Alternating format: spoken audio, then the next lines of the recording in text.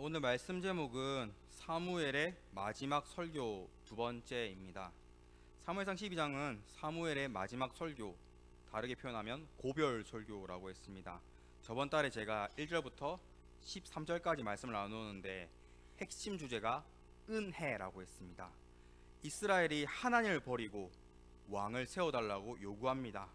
그럼에도 하나님 이스라엘 사랑하사 사울 왕을 세워주시는 은혜를 베풀었다라는 것이 1절부터 13절의 내용입니다.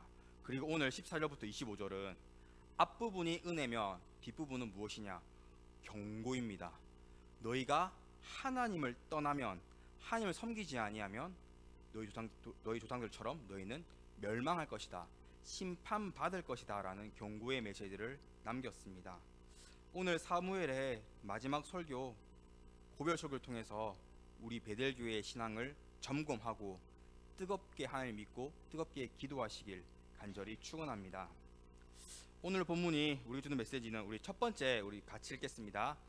하나님은 성도의 경외함을 원하십니다. 우리 오늘 본문 14절 말씀을 같이 합독하겠습니다.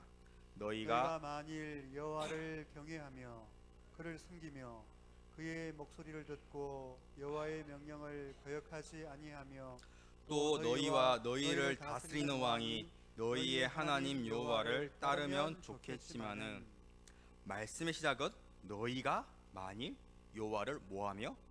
경외하며, 그 다음이 그를 섬기며 그의 목소리를 듣고 여호와의 명령을 거역하지 아니하며입니다.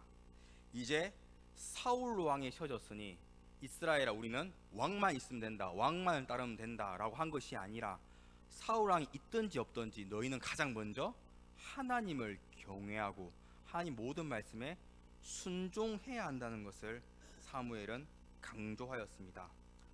경외가 무엇입니까? 국어사전에서는 공경하면서 두려워하는 마음을 경외하다랍니다. 오해하면 안 되는 것이, 공포 영화에서 연쇄 살인마를 보고 두려워하는 마음 들지 않습니까? 그거는 또 다른 공포인, 보는 공포이기 때문에 다른 공포입니다. 하나님은 이 세상을 창조하시고 다스리시는 전능하신 분이십니다. 모든 것이 하나님의 뜻이 있고 하나님의 선하신 섭리가 있습니다. 그렇게 하나님은 우리가 하나님을 전지전능하다라고 표현합니다. 그리고 하나님은 전지전능한데 우리는 뭘까요? 피조물에 불과하고 이 땅에 작은 존재인 것을 깨닫게 됩니다. 70억 인구 중에 단 한 명일 뿐입니다. 그러면 이 세상을 창조 다스렸기 때문에 하나님을 바라보면 거룩한 두려움이 생기게 됩니다. 하나님은 위대하시고 나를 당장 내일도 죽일 수 있고 당장 내 생명을 연장할 수 있고 나에게 은혜와 심판을 주시는 전지전능한 분이시구나, 나는 참 작은 존재구나 깨닫고 하나님 앞에서 겸손하게 되어서 하나님만 섬기게 되는 것, 이것이 거룩한 두려움, 경외입니다. 제가 예전에 어리부 경외를 설교할 때 썼던 예화인데 애들 똑같이 얘기했습니다. 공포 영화의 살인마를 보고 두려워한 그런 공포가 아니라, 우리 교회에 갑자기 대통령이 찾아왔단다. 그러면 어떤 사람이, 노인이 이야 대통령 반갑다, 나는 이랑 동갑이다, 말로 반갑다 친구야 하겠습니까? 아무도 그렇게 못합니다. 정신병자는 그렇게 하겠지만 정상이 그렇게 못합니다. 반대로 대통령보다 동갑이든 나이가 많은 노인들도 존댓말을 합니다. 대통령 오셨습니까? 라고. 이렇게 두려운 마음으로 권력 있는 사람 앞에서 조심스럽고 예의 있게 행동하는 것, 이것을 경외하다라는 겁니다. 우리가 대통령을 다른 나라 트럼프나 시진핑처럼 두려워하는 것이 아니라, 우리나라 대통령이지만 공경하고 조심스럽고 예의 있게 행동하는, 이것을 경외하다랍니다. 또 다른 예화를 하자면, 형제들은 다 아시겠지만 군대를 갔다 오지 않았습니까? 군대 시절 한 번쯤 경험하는 게 뭐냐면 VIP 방문입니다. 장군부터 정치인들, 장관, 대통령까지 올 수도 있습니다. 그리하면 어땠습니까? 군대가 비상에 걸립니다. 3일 전부터 청소하고 길거리에 조그만 돌 하나 없도록 최선을 다합니다. 그리고 VIP가 오면 똑같은 사람인데, 사실 아버지 뻘밖에 안 되는데 동네 아저씨죠. 사실 동네 나가면 그 동네 아저씨 앞에서도 우리 다 나이가 많은 주임원사도 존댓말하고 굽신굽신하고 다들 긴장하는 모습을 보고 있습니다. 왜냐하면 그 VIP를 경외하기 때문입니다. 하물며 대통령뿐만 아니라 장군뿐만 아니라 세상의 권력자들 앞에서 우리가 두려움을 조심하는 경외한 삶을 사는데, 하나님은 이러한 자들보다 더 크고 더 위대하신 분이십니다. 당연히 우리는 하나님 앞에서 경외하고 하나님을 두려워하며 조심스럽고 겸손한 마음으로 존경하게 됩니다. 우리는 그렇기에 거룩한 두려움을 가져야 합니다. 성경 읽다 보면 하나님을 경외하며 먼저 따라온 것이 세 가지가 있다라고 합니다. 첫 번째가 죄를 짓지 않습니다. 하나님께서 다 지켜보고 계신데 아무리 보는 눈이 없고 아무리 이건 눈먼 돈이다라고 해도 내가 가지겠습니까? 내가 악을 행하겠습니까? 안 합니다. 교회 다닌다고 말하면서 하나님을 경외하지 않으면 죄를 짓습니다. 하나님 중요하지 않기 때문에, 경외하지 않기 때문에 죄를 짓습니다. 하지만 하나님을 경외하면 아무도 보는 사람이 없고 CCTV가 없다 할지라도 악한 행동을 하지 않습니다. 남에게 피해를 끼치지 않습니다. 죄를 짓지 않습니다. 두 번째가 바로 14절 기록된 목소리 듣고 여호와의 명령을 거역하지 아니하며 바로 순종입니다. 실제로 구약 성경 읽어보면 경외 다음에 순종이라는 단어가 굉장히 많이 따라옵니다. 그렇죠? 말씀에 순종하려면 하나님을 경외할 때 가능하죠. 우리가 대통령의 말씀에 따르는 것도, 군인일 때 장관이나 VIP 말에 따르는 것도 경외하게 돼 말씀에 순종하는 거지 않습니까? 마지막 세 번째가 섬김입니다. 뭐라고요? 섬김. 경외하면 하나님만을 섬기게 됩니다. 하나님을 경외하지 아니하면 딴 걸 섬깁니다. 나를 섬긴다거나 물질을 섬긴다거나 권력을 섬긴다거나 인맥을 섬긴다거나 내 자녀를 섬긴다거나, 즉 세상의 헛된 것들을, 이생의 자랑들만을 섬기게 됩니다. 특별히 오늘 본문은 사무엘은 경외 다음에 죄를 짓지 말 것, 순종보다는 섬김에 더욱더 초점을 잡고 있습니다. 경외와 섬김을 집중적으로 선포합니다. 우리 오늘 본문 24절 같이 읽겠습니다. 너희는 여호와께서 너희를 위하여 행하신 그 큰 일을 생각하여 오직 그를 경외하며 너희의 마음을 다하여 진실이 섬기라. 그를 경외하며 그 다음 마음을 다하여 뭐하라고? 진실이 뭐하라고요? 섬기라. 사무엘은 14절과 24절 두 번이나 하나님을 경외하고 그 다음 너희는 하나님을 진실되이 섬겨야 한다는 것을, 경외와 섬김을 강조해서 반복해서 선포하고 있습니다. 사랑하는 성도님들, 하나님께서는 우리의 경외함을 원하시는 분이십니다. 왜냐하면 하나님을 불경외하면 우리는 죄를 아무렇지 않게 짓고 말씀에 불순종하고 하나님 말고 다른 것들, 즉 이생의 자랑, 다리 표현하면 우상들을 섬기게 되기 때문입니다. 성경 곳곳에 하나님을 경외해야 한다고 합니다. 모세가 떨기나무에도 하나님 만났을 때 뭐부터 합니까? 신발을 벗지 않습니까? 이 모든 게 다 경외입니다. 하나님을 경외하면 죄에서 멀어지게 되고 말씀에 순종하며 하나님만을 섬기게 됩니다. 그리고 하나님께서는 과거나 현재나 미래 늘 모든 시간 가운데 우리의 경외함을 원하시는 분이십니다. 우리 여호수아 24장 14절 말씀을 자막을 보고 같이 읽겠습니다. 그러므로 이제는 여호와를 경외하며 온전함과 진실함으로 그를 섬기라. 너희의 조상들이 강 저쪽과 애굽에서 섬기던 신들을 치워버리고 여호와만 섬기라. 아멘. 여호수아 24장이 뭐냐면 여호수아 마지막 장입니다. 그리고 24장은 여호수아가 가나안 땅을 다 차지하고 늙어서, 오늘 본문 사무엘의 고별 설교처럼 여호수아 24장도 여호수아의 고별 설교입니다. 지금 땅을 차지한 노예였던 이스라엘이 광야를 지나서 가나안 땅을 차지한 신이나 이스라엘에게 사무엘처럼 똑같이 말합니다. 하나님을 경외하고 그 다음에 그를 섬기라. 또 나오죠. 여호와만 섬기라. 24장 14절에 경외와 섬기라는 단어가 두 번 강조되어 기록하고 있습니다. 사랑하는 성도님들, 이 시간 우리 신앙을 점검해 보시길 바랍니다.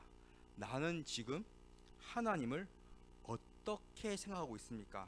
하나님을 경외하고 있습니까? 그리하며 내 삶 전체가 하나님만을 섬기는 삶이 됩니다. 하나님을 섬기지 않으면 나는 하나님을 경외하지 않는 사람이 됩니다. 하나님을 경외하지 않으면 대표적인 게 헌금하는 게 매우 아깝습니다. 이 자본주의 세상에서 왜 11조를 해야 합니까? 그렇죠? 이게 경외하지 않는 사람의 생각입니다. 하나님을 경외하면 나에게 물주는 건 하나님이시기 때문에 당연히 아낌없이 드리게 됩니다. 헌금하지 말라고 해도 감사헌금, 성교헌금 다 하게 됩니다. 또한 주일 성수도 마찬가지입니다. 하나님을 경외하는 사람이 성도가 주일날 교회에서 오지 말라라고 해도 와서 예배드립니다. 또 전도도 마찬가지죠. 하나님을 경외하는 성도가 이 좋으신 하나님의 복음을 전하고 싶어가지고 또 내 주변 바라보면 하나님 모르는 사람들 안타까워가지고 하지 말라라고 해도 전도하게 됩니다. 또한 교회도 마찬가지지 않습니까? 하나님을 경외하면 다른 성도가 하나님의 걸작품이기 때문에 다 이뻐 보입니다. 물론 나를 힘들게 하는 성도도 있겠지만 더 사랑해라 하는 뜻을 알고 더 사랑하게 됩니다. 하나님을 경외하지 않으면 저 놈, 저 X를 어떻게 골탕 먹이지 하루 종일 생각합니다. 어떻게 하면 쟤를 막 괴롭히지, 어떻게 하면 내가 이거보다 더 성공하지 이런 생각합니다.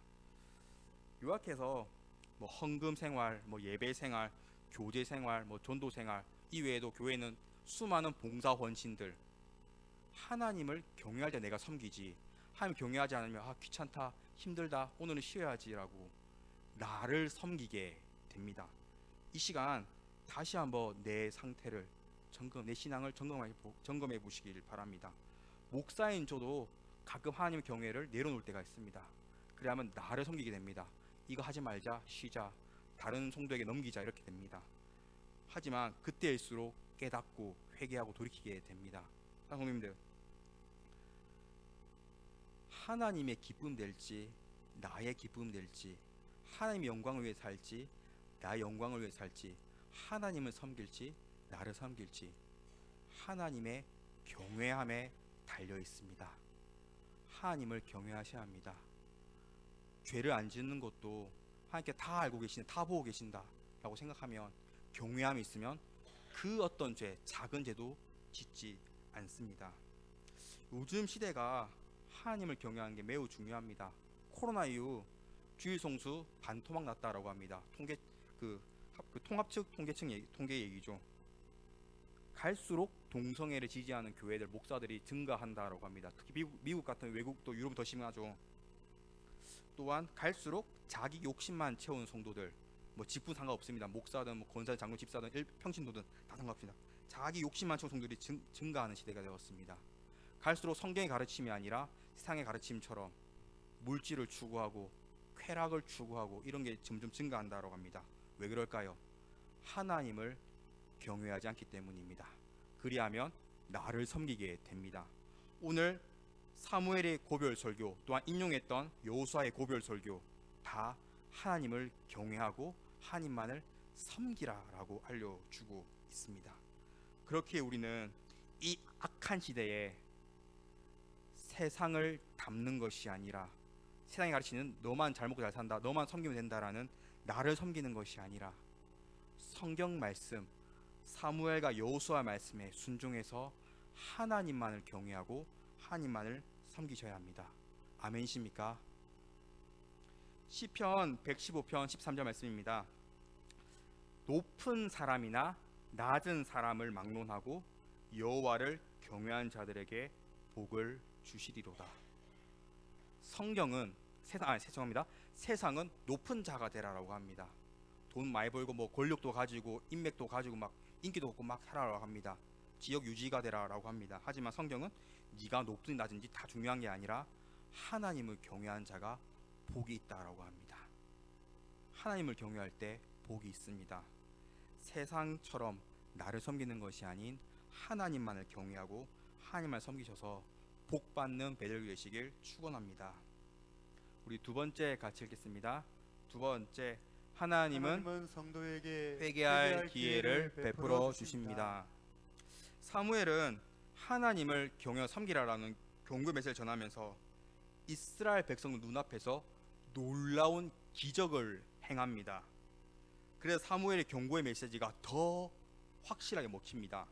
옛말에 백문이 불여 일견이라는 말이 있지 않습니까?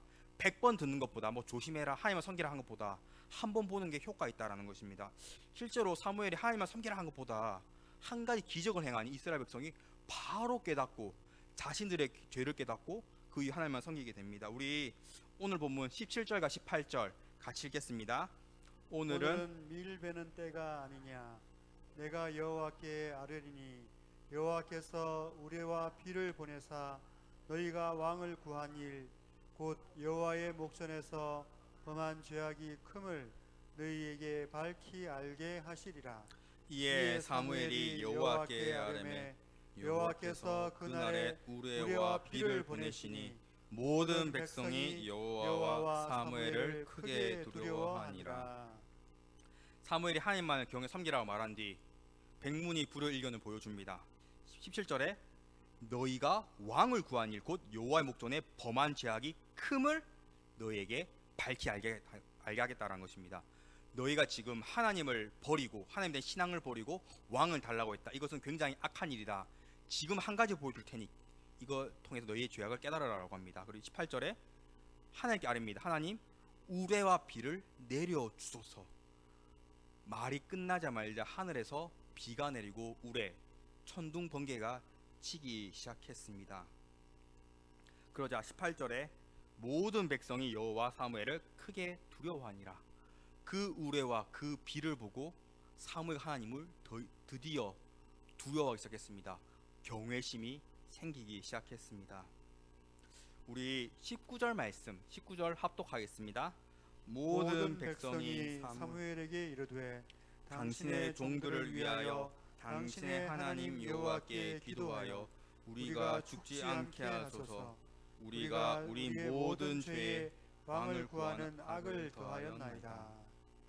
사무엘이 하나님 아래서 우레와 비를 내려달라 했는데 이게 뭐 소나기 또 여우비 같은 얇은 비가 아니라 정말 홍수가 날 만큼 강한 엄청나게 많은 강수량을 가진 비였고 우레가 한 번 친 것도 아니라 우리가 한 번쯤 경우 있지 않습니까? 정말 천둥 심한 날에는 무서운 애들 있지 않습니까? 본 적 있지 않습니까? 나도 그렇고 본인도 뭐 무서운 일 있지 않습니까? 정말 무서울 만큼 번개가 우레가 계속 치고 비가 강하게 왔습니다. 그래서 방금 19절에 우리가 죽지 않게 해서 정말 이 시간 이때 우리가 번개만 죽겠구나, 우리가 물에 잠겨 죽겠구나 생각할 만큼 굉장히 강력한 자연재해 사무엘이 기도한 대로 일어났습니다. 그리고 그대로 고백합니다. 우리 모든 죄의 왕을 구한 악을 더하였나이다. 그들이 이스라엘 백성들이 자신의 죄악을 깨달았습니다. 여기서 보면 19절 보면 우리가 우리의 모든 죄에 왕을 구한 악을 더하였나이다. 왕을 구한 악은 사무엘 왕을 얘기하는 거고 우리의 모든 죄가 있습니다. 즉 이스라엘 백성은 죄가 있는데 거기에 왕을 구한 죄가 더해졌다라는 겁니다. 그 앞에 그럼 있는 모든 죄가 무엇일까요? 바로 우상 숭배입니다. 우리 21절 말씀도 같이 합독하겠습니다. 돌아서서 유익하기도 못하며 구원하지도 못하는 헛된 것을 따르지 말라. 그들은 헛되니라. 이스라엘 백성이 우레와 비 때문에 두려워할 때 사무엘은 말합니다. 구원하지도 못하는 헛된 것을 따르지 말라. 무엇이겠습니까? 구원 못한 헛된 것, 우상 숭배를 말합니다. 즉 이스라엘 백성 두 가지 죄를 지었는데 첫 번째가 우상 숭배를 했고 두 번째가 우상 숭배하는 와중에 하나님을 버리고 우리는 왕을 원한다, 다른 옆나라들처럼 왕을 원한다라는 두 가지 죄악을 범했습니다. 실제로 사무엘상 7장 3절 말씀입니다. 사무엘이 이스라엘 온 족속에 말하 이르되 만일 너희가 전심을 여호와께 돌아오려거든 이방 신들과 아스타롯을 너희 중에 제거하고 너희 마음을 여호와께 향하여 그만을 섬기라. 사무엘 7장이 사무엘의 첫 등장입니다. 이때 이스라엘이 우상 숭배, 아세라 우상을 굉장히 많이 믿었습니다. 그때도 사무엘이 말했습니다. 우상 숭배를 버려라. 하지만 오늘 본문까지도 이스라엘 백성은 우상 숭배를 내려놓지 못했습니다. 우상 숭배의 죄를 지으면서 죄인 줄을 몰랐습니다.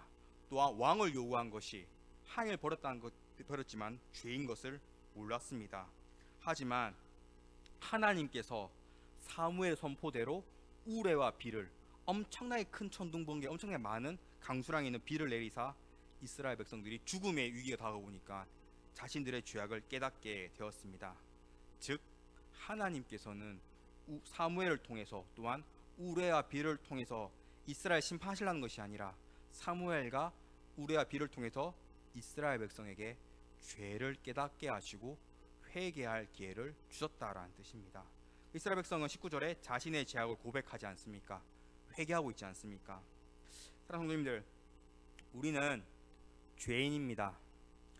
오늘은 거룩할지라도 당장 내일은 죄를 범할 수 있습니다. 저도 마찬가지입니다. 저도 운전하다마다 얼마나 화가 나고 짜증나든지, 차량 운행 하시면 알겠지만 가끔씩 제가 막 짱내지 않습니까? 예, 죄송합니다.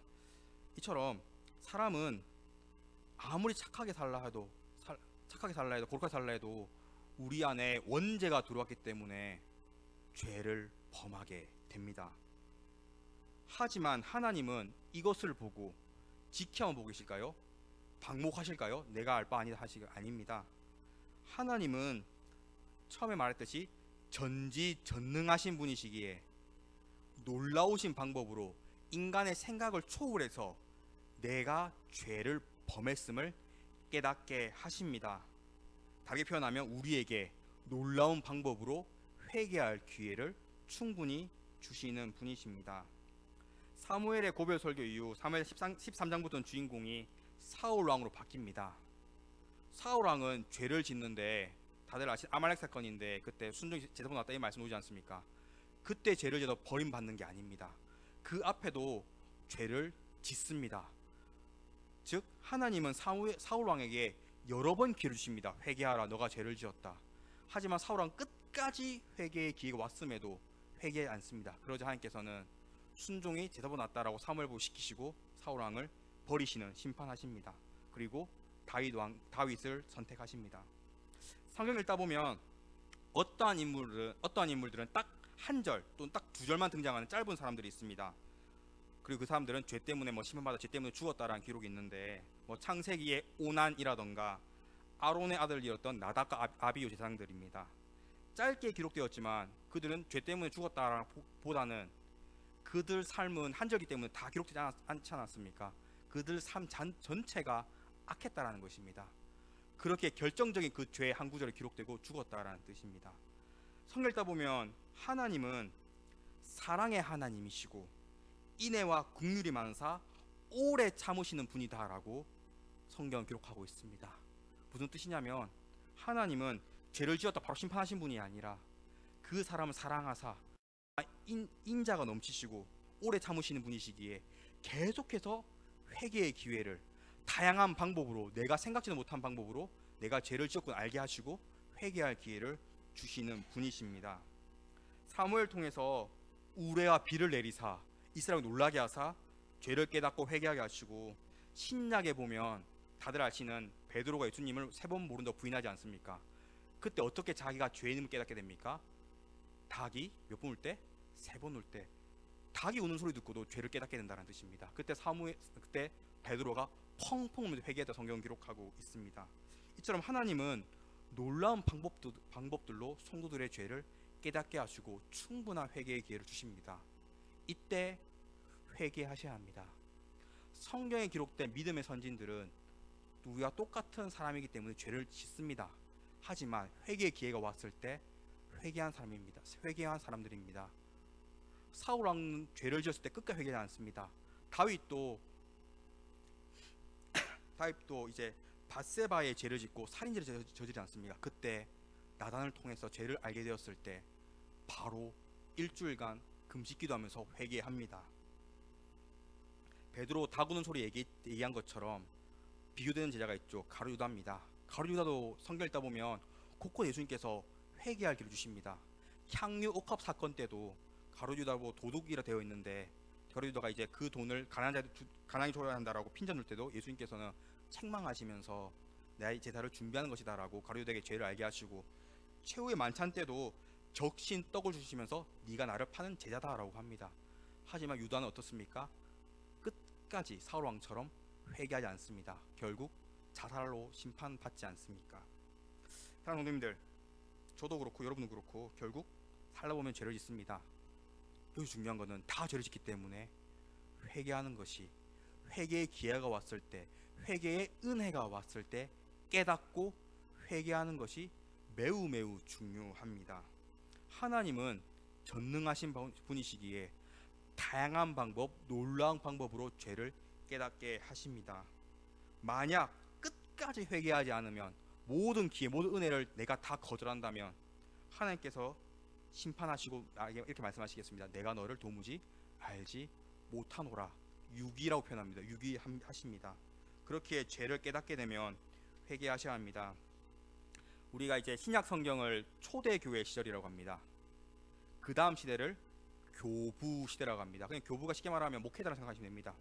이 교부 시대, 이 목회자들 가운데서 두각을 낸 인물이 있습니다. 다들 아시는 어거스틴입니다. 이제 성자를 붙이죠. 그렇게 따요. 성 어거스틴입니다. 어거스틴의 회개가 유명하지 않습니까? 어거스틴 젊은 시절 10대 시절부터 이제 뭐 중학생쯤 나이 된 것 같은데, 고등학생쯤 나이 된 것 같은데 최악의 인간이었습니다. 10대 시절 가출합니다. 답답하다고. 그리고 많이 교란 이단에 빠져서 열심히 이단을 사이비에 섬깁니다. 그리고 평상시에 뭐 했냐? 술에 빠져 살았습니다. 그리고 성적으로도 음란해서 10대 때 얼마나 속이 넘치겠습니까? 근데 술 마시고 이단 사이비 믿었으니까 거침이 없었겠죠. 음란하게 살아서 사생아로 낳게 되었다. 사생아로 낳게 되었다고 이제 어거스틴의 회개로 참회로 기록되어 있습니다. 이단, 술, 성적 쾌락만 추구했습니다. 어느 날 어거스틴이 정원에 앉아 있다가 정원이 테이블 쪽에 성경책 있는 거 보게 됩니다. 이단에 빠진 뒤로 성경책 한 번도 안 봤다라고 하죠. 그 성경책 있길래 할 게 없어가지고 우연히 그 성경책을 잡고 읽게 되는데, 그때 말씀을, 로마서 말씀이었던 것 같은데 로마서 말씀을 다 읽고 그 정원에 무릎을 꿇고 펑펑 회개했다고 합니다. 하나님만이 참 신이십니다. 하나님만을 믿겠습니다. 이제 용서해 주세요라고 회개했다고 합니다. 그 뒤로 이단을 탈퇴하고 예수님 믿고 세례를 받아서 교부가 되어서 그 교부 시대의 가장 위대한 교부, 가장 위대한 목회자가 됩니다. 우리 로마서 2장 4절 말씀 장보고 같이 읽겠습니다. 혹 내가 하나님의 인자하심이 너를 인도하여 회개하게 하심을 알지 못하여 그의 인자하심과 용납하심과 길이 참으심이 풍성함을 멸시하느냐. 로마서 말씀은 하나님께서 인자하시기 때문에 뭐 한다고요? 너를 인도하여 회개하게 하심을 알지 못하여. 너가 죄를 지으면 하나님께서 인자하신 분이기 때문에 회개할 기회를 주신다라고 로마서 2장 4절 기록하고 있습니다. 또 그 다음 말씀이 되어 있죠. 길이 참으심이, 계속해서 참으시며 돌아와라, 회개하라, 그건 죄란다, 그걸 하면 안 된다라고 계속해서 기회를 주십니다.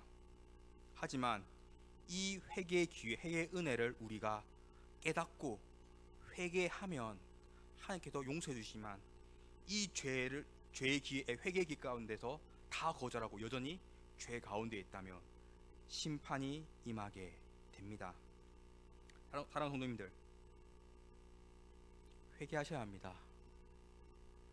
저도 목회자이기 때문에 유명한 목회자를 많이 봤습니다. 정말 귀한 분도 계시지만 저렇게 교회를 크게 세우고 왜 이렇게 악하게 살아가지? 그리고 평생 그 사람 죽을 때까지, 소천의 표현하지 않겠습니다. 그 사람 죽을 때까지 악하게 사는 것을 많이 보게 되었습니다. 아무리 권력이고 물질이 있지만 그 다음 생이 지옥이면 그건 실패한 삶이지 않습니까? 반대로 작은 교회, 개척교회 할지라도 매일매일 죄와 씨름하면서 정말 목회를 위해서 복음을 열심히 일하는 조그만 목회자들, 그런 분들은 결국 이 땅에서 가난할지 몰라도, 무시당할지 몰라도 천국에 예정되어 있지 않습니까? 무엇이 하나님께 원하는 삶이겠습니까? 죄 가운데 잘 먹고 잘 서 부귀영화를 누리는 것이 하나님께 원하는 뜻이겠어요? 아니면 회개의 기회 가운데 내가 어떠한 위치에 있든 죄를 깨닫고 회개하는 것, 무엇을 원하시겠습니까? 하나님은 회개할 길을 원하시는 분이십니다. 대표적으로 우리에게 회개를 시켜주기 위해서 예수 그리스도 독생자 이 땅 가운데 보내주지 않았습니까? 우리는 예수님을 통해서, 십자가의 보혈을 통해서 회개할 수 있습니다. 죄를 짓는다면 회개하셔야 합니다. 오늘 말씀 마음에 새겨서 늘 회개하셔서 은혜 충만한 삶 되시길 축원합니다. 우리 세 번째 같이 읽겠습니다. 하나님은 성도가 기도하기를 원하십니다. 우리 오늘 본문 19절 다시 한번 읽겠습니다. 모든 백성이 사무엘에게 이르되 당신의 종들을 위하여 당신의 하나님 여호와께 기도하여 우리가 죽지 않게 하소서. 우리가 우리의 모든 죄에 왕을 구하는 악을 더하였나이다. 우레와 비를 보고 이스라엘 백성들이 죽음의 위기에 처하니까 너무 무섭고 놀라우니까 우리가 우리 모든 죄에 왕을 구하는 악을 더하였나이다. 죄를 고백합니다. 우리가 죄인입니다. 용서하소서 하고 그 다음 한 말이 당신의 종들을 위하여 당신 하나님 여호와께 기도하여. 우리가 좀 무서운데 죽을 것 같은데 사무엘 제발 우리를 위해서 기도하소서. 하나님 우리를 살려달라고, 우리 죄를 용서해달라고 기도하소서라고 기도를 요청합니다. 그전에는 왕을 달라고 요청하죠. 잘 먹고 잘 사는 걸 요청하고, 하지만 죄를 깨닫자 자신의 죄들을 용서해달라고 회개의 기도를 요청하고 있습니다. 이때 사무엘은 이 기도 요청을 듣고 이렇게 대답합니다. 우리 23절 말씀을 합독하겠습니다. 나는 너희를 위하여 기도하기를 쉬는 죄를 여호와 앞에 결단코 범하지 아니하고 선하고 의로운 길을 너희에게 가르칠 것인즉. 사무엘이 이렇게 고백합니다. 기도하기 쉬는 죄를 여호와께 결단코 범하지 아니하고, 즉 고별소교를 했습니다. 이제 오늘 이후로 사무엘은 사울 왕의 권력을 넘겨주고 끝이 납니다. 하지만 그 이후에도 매일매일 이스라엘 백성을 위해서 쉬지 말고 기도하겠다고 합니다. 사사인 내가, 말씀 전한 제사장인 내가 기도하는 것, 쉬는 것은 죄다라고 고백하고 있습니다. 매일매일 매 시간 쉬지 않고 이스라엘 위해 기도하겠다. 내가 기도하지 않으면 죄를 범하는 것인즉, 죄를 짓지 않기 위해서, 범하지 않기 위해서 나는 너희를 위해서 매일매일 매 시간마다 기도하겠다라고 고백합니다. 사랑하는 성도님들, 기도는 언제 해야 합니까? 애들 말하는 것처럼 밥 먹기 전에만 기도하면 됩니까? 아니면 내가 필요할 때만 하나님께 나와서 기도하면 됩니까? 하나님은 자판기가 아니시죠. 내가 원하는 걸 들어주는 분. 기도는 사무엘의 고백처럼 매일매일 매 시간 계속해서 기도해야 합니다. 우리 다들 아시는 데살로니가 전서 5장 16절에서 18절 말씀을 같이 읽겠습니다. 항상 기뻐하라, 쉬지 말고 기도하라, 범사에 감사하라. 이것이 그리스도 예수 안에서 너희를 향하신 하나님의 뜻이니라. 아멘. 오늘 사무엘이 말하죠. 기도하기 쉬는 죄를 범하지 않겠다. 즉 기도를 계속하겠다. 방금 말씀도, 데살로니가전서 말씀도 쉬지 말고 뭐하라? 기도하라. 너희를 향하신 하나님의 뭐라? 뜻이니라. 하나님 뜻은 무엇입니까? 성도가 기도하기 원하십니다. 하나님 뜻은 무엇입니까? 정확히 성도가 계속해서 기도하는 것, 사무엘을 닮아서 매일매일 몇 시간 기도하는 것을 하나님께서 우리에게 원하십니다. 우리가 헌금 많이 하고 우리가 많은 봉사하고 우리가 막 알려진 걸 원하시는 것이 아니라 기뻐하고 매일매일 몇 시간 기도하고 범사에 감사하는 것, 이것이 하나님께 우리를 향하신 뜻이다라고 데살로니가전서 말씀은 기록하고 있습니다. 쉬지 말고 기도하라를 사무엘 말고 실천한 사람이 한 명 더 있습니다. 성경 인물이 아니라 기독교 고전에 하나님 임재연습이라는 책이 있습니다. 읽어보지 계십니까? 역시 아무도 없네요. 성경만 읽으면 됩니다, 여러분. 하나님 임재연습이라고, 저자 이름이 로렌스 형제인데, 로렌스 형제가 이제 요리사입니다. 요리할 때마다 기도했다라고 합니다. 요리해야죠. 계란 오믈렛 만들 때도 하나님 좋은 계란 주시면 감사하고, 이 계란을 통해서 다른 성도들 먹을 때도 먹게 하시면 감사하고, 계속해서 기도했다라고 합니다. 잠자는 시간 외에 늘 기도했다라고 합니다. 그러자 은혜가 넘쳤고, 그 당시 뭐 교황이라든지 뭐 교부들 찾아와서 우리 형제를 통해서 신앙 상담을 받고 어떻게 기도 생활해야 합니까라고 상담받았다고 합니다. 그래서 하나님 임재 연습이라는 책이 나왔습니다. 이처럼 하나님은 우리가 기도하기를 원하십니다. 일을 할 때도, 누군가를 만날 때도 계속해서 속으로 방언기도 하는 것이 아니라 사람들 앞에서 속으로 하나님 이러한 일이 있으면 도와주셔서 누구를 만납니다. 내가 지금 뭐 청소를 합니다. 설거지를 합니다. 어떤 걸 합니다. 도와주소서라고 기도하기를 원하시는 것, 이것이 하나님의 뜻이다라고 성경이 기록하고 있습니다. 계속해서 기도하셔야 합니다. 사무엘처럼 계속 기도하셔야 합니다. 기쁠 때도 기도하셔야 합니다. 슬플 때도 기도하시고 아무런 일 없을 때도 평화할 때도 기도하셔야 합니다. 언제? 계속해서 기도할 때까지, 소천하는 그날까지 계속해서 기도하셔야 합니다. 아까 전에 회개 예화에서 어거스틴 예화를 나누지 않았습니까? 어거스틴이 뭐 정원에 있다가 성경책 읽고 회심했다고. 그런데 어거스틴이 정원에 있는 성경 읽게 된 이유가 우연히 성경이 뜨는 것이 아니라, 다들 아시다시피 어거스틴의 어머니 이름을 모니카라고 합니다. 모니카는 독실한 크리스찬이었습니다. 어거스틴이 10대 때 가출했을 때부터 무려 16년간을 매일매일 매시간, 아침이고 낮이고 저녁이고 새벽이고 눈물로 기도했습니다. 16년간 매일 기도가 쉽지 않습니다. 그러자 어거스틴이 성경을 읽고 회심하여서 교부 시대에서 가장 크고 가장 위대한 신학자가 되었습니다. 사랑하는 성님들, 이처럼 기도는 계속해야 합니다. 하루 기도했다, 한 달 기도했다, 뭐 일주일 금식 기도했다, 이런 게 아니라 계속 기도해야 합니다. 기도 응답 받을 때까지 기도하셔야 합니다. 하나님은 성도가 기도하기를 원하시지, 내 입으로 기도하기를 원하시지, 입으로 원망하고 불평하고 뭐 좌절하고 근심하는 것도 원하지 않으십니다. 살다 보면 별의별 일 다 만나지 않습니까? 힘든 일만, 억울한 일 만나지 않습니까? 그때 기도하셔야 합니다.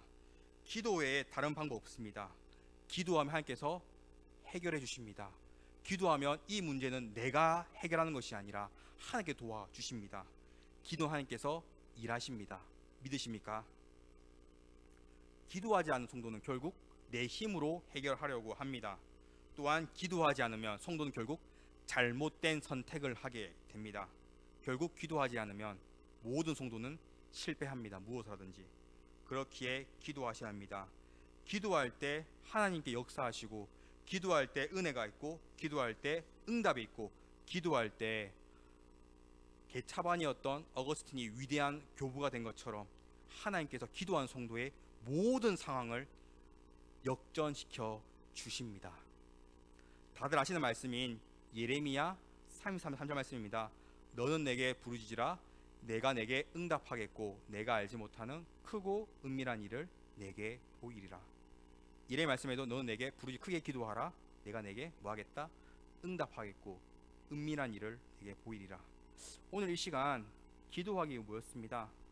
오늘 수요일만 딱 기도하는 것이 아니라 매일매일 매시간 어디를 가든지 무엇을 하든지 누구를 만나든지 늘 속으로 기도하셔서 모든 기도 제목 가운데 응답받고 역전의 은혜 누리시는 배려교회이시길 간절히 축원합니다.